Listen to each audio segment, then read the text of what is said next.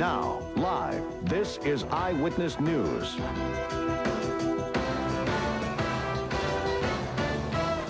Good afternoon to you. Residents from Florida to North Carolina are stocking up on groceries, flashlights, and other supplies this afternoon. They have a good reason to be stocking up. A hurricane watch has just been issued.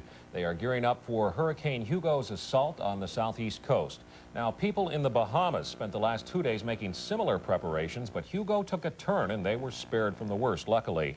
On other islands in the Caribbean, officials are reporting heavy flooding along with extensive damage and looting. In Puerto Rico, cleanup efforts are just beginning.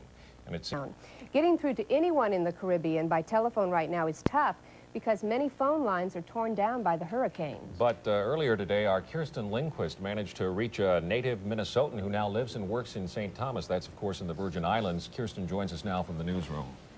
Well, today here in the newsroom, we did receive a number of calls from people at home who were worried about relatives in the Caribbean, and we tried to get more information for them. Luckily, very luckily, several hours ago, I made contact with Chuck Woodbury of St. Paul.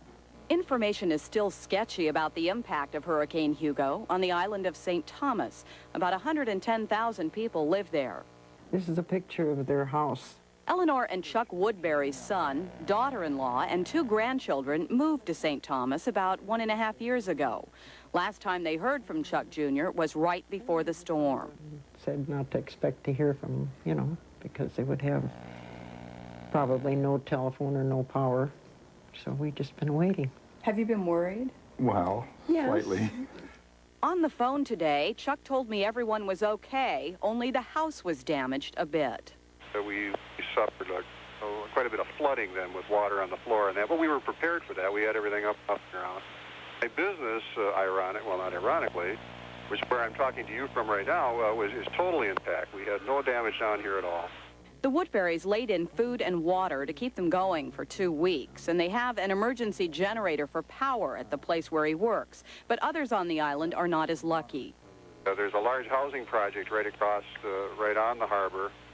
That is, I would say half of the buildings in that public housing project are without roofs. Chuck's parents say they always knew their son would manage to weather the storm, but Eleanor's happy that he's been able to get word to them after these past few days. It's just good to know that they're not injured or, and they can cope with it, I suppose. It's going to be a mess to clean up.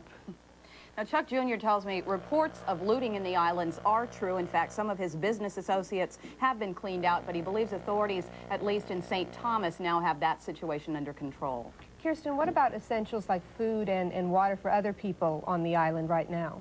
Chuck tells me that most people were able to get the provisions they needed to lay away for the storm. There is a slight problem with drinking water, though, because the desalinization system there on the island has been knocked out by the storm. all right. Thank you, Kirsten.